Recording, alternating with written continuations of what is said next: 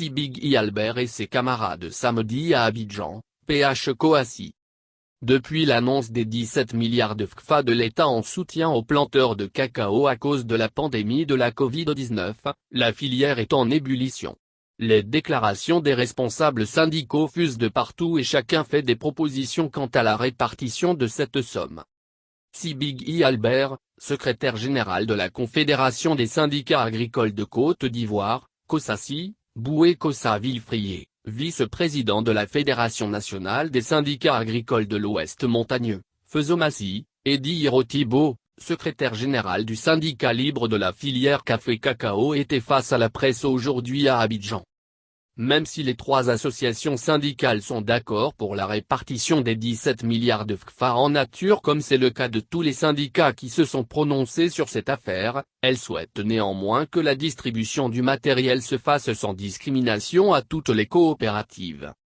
La Confédération COSACI, la Fezomassi et les syndicats libres de la filière café-cacao demandent la distribution en matériel à toutes les coopératives de la filière codifiée par le Conseil café-cacao sans discrimination et les besoins essentiels en nature sont en dotation de, une camionnette de ramassage de fèves de cacao par coopérative, 3000 hectares en produits phytosanitaires par coopérative, 600 paires de bottes par coopérative, une moto tricycle par coopérative, 5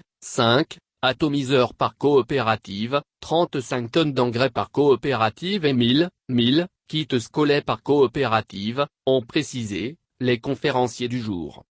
Les responsables syndicaux demandent au président de la République, Alassane Ouattara, son gouvernement et le ministère de tutelle de veiller à la gestion efficiente du matériel tel que promis par le directeur général du Conseil café-cacao aux producteurs.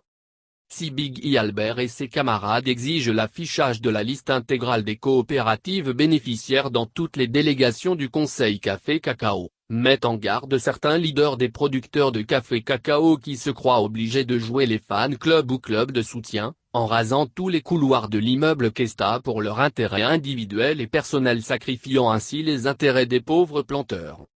Ils demandent par ailleurs, une audience au ministre de l'Agriculture pour le règlement de cette situation les jours à venir et appellent tous les syndicats à suivre très bientôt, la distribution du matériel aux coopératives dans les délégations du Conseil café-cacao.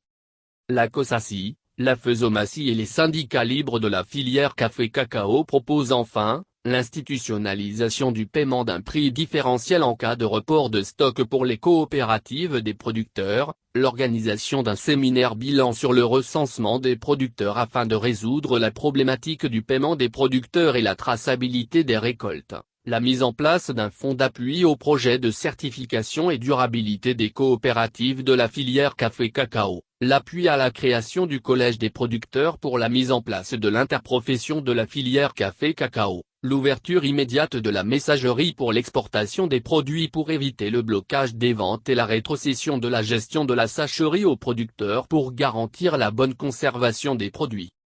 Les trois organisations exigent, l'organisation d'une tournée des fêtières des OPA pour la sensibilisation et la mobilisation des producteurs à la vaccination contre la maladie à Covid-19.